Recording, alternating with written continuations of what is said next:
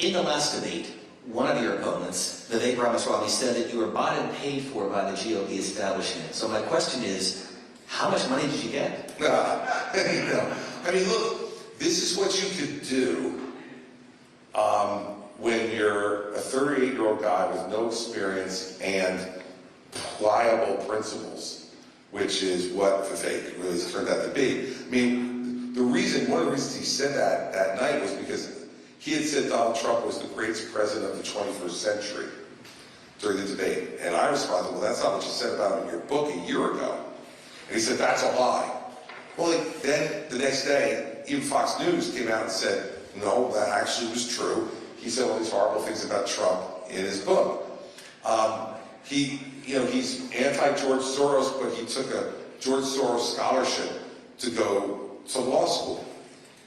And he then said, well, the only reason I took that money was because I couldn't afford to go otherwise. Then he released his tax returns, and he had made $700,000 the year before.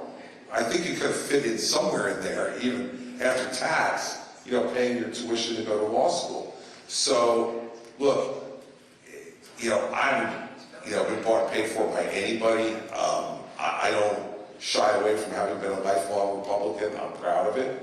That means I've supported a lot of different candidates over time. And I voted in every election, unlike Vivek, who didn't vote until 3 years ago for the first time, despite the fact that he's 38 years old. I mean, I think the minimum we should ask for people who want to be president of the United States is that maybe they participated in an election as a voter, like as a minimum. Maybe that should be the bar. And we have two really low bars we're setting now in American politics. And I seem to be unique in wanting to require these things. Like, you should have to have voted before you ran for president, and you should be a convicted felon to be president.